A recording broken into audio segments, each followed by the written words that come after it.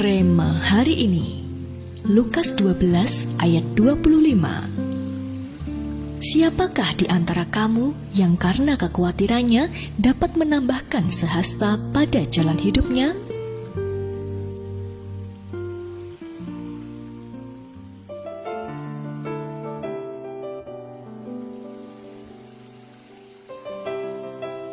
Berbicara tentang kekhawatiran, kita bisa belajar dari kisah Petrus yang pernah mengalami mujizat berjalan di atas air. Awalnya Petrus dengan gagah berani melangkah di atas air. Imannya begitu teguh sehingga kuasa Tuhan bekerja secara dahsyat di dalam dirinya.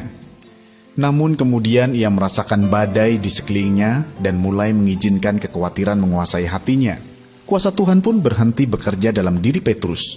Ia tidak bisa lagi berjalan di atas air, terjatuh, bahkan kehilangan kemampuan untuk berenang. Ya, Alkitab mencatat Petrus akhirnya tenggelam.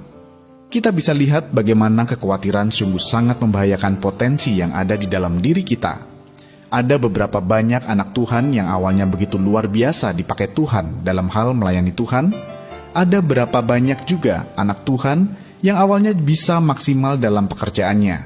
Tapi situasi dunia saat ini memaksa manusia jasmani kita untuk melihat tagihan demi tagihan yang datang seiring dengan menurunnya pendapatan kita, atau usia yang semakin bertambah ditambah dengan desakan dari orang tua untuk segera menikah, membuat kita sangat khawatir akan masa depan.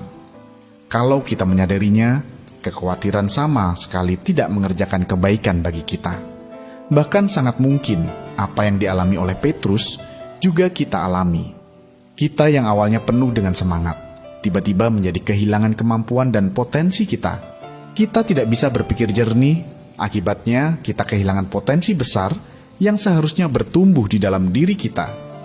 Mari saat ini, terimalah rema firman Tuhan yang mengatakan bahwa inilah musimnya untuk kita berbuah lebat.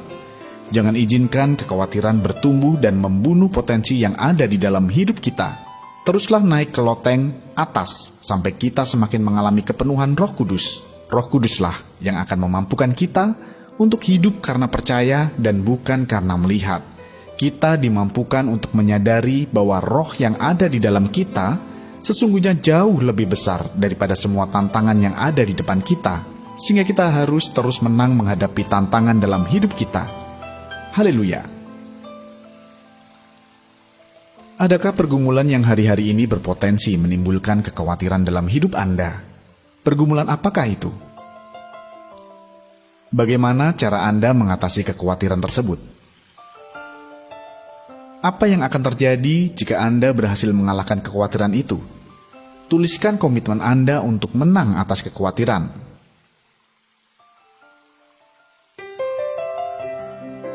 Roh Kudus, terima kasih atas semua potensi dan benih ilahi yang sudah Engkau tanamkan dalam hidup kami. Berikan kami kekuatan ya Tuhan, untuk tidak mengizinkan kekhawatiran apapun menghambat pertumbuhannya benih tersebut.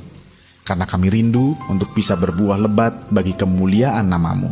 Di dalam nama Tuhan Yesus kami berdoa. Amin. Kekhawatiran adalah semak duri pertama yang membuat seseorang tidak berbuah.